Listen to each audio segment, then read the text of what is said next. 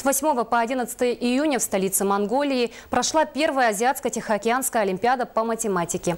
В ней приняли участие более 50 студентов, представляющих разные университеты России, Монголии и Бурятии. Не осталась в стороне и Якутия. Честь республики на олимпиаде защищали студенты Мирнинского политехнического института. Подробности далее. Первая Азиатско-Тихоокеанская олимпиада по математике собрала 11 команд из Монголии, Бурятии и России. Соревнования сильнейших студентов прошли по таким направлениям, как линейная алгебра, аналитическая геометрия, вещественный анализ, теория чисел и комбинаторика.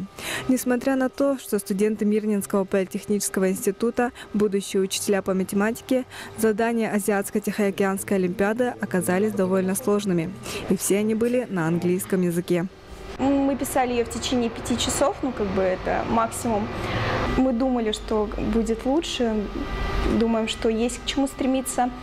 И организаторы приняли решение проводить эту олимпиаду каждые 2 года, поэтому поколение будет меняться, и, конечно, мы на следующую олимпиаду не успеем, но все-таки есть к чему стремиться, и хотим, участвовать еще в таких олимпиадах. 4 дня, проведенные в столице Монголии, оказались информативными и запоминающимися. Помимо самой олимпиады, организаторы предоставили возможность посетить главные достопримечательности Улан-Батора. Гидами для мирнинских ребят были студенты Монгольского университета.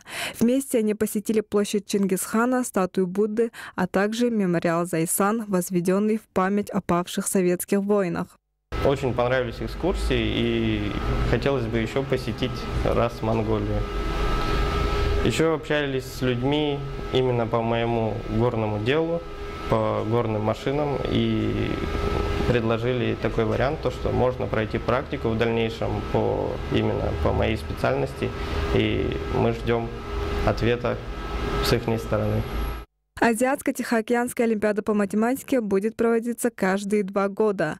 Несмотря на то, что в этот раз студенты Мирнинского политеха остались без призового места, со следующих соревнований они обещают вернуться только с победой.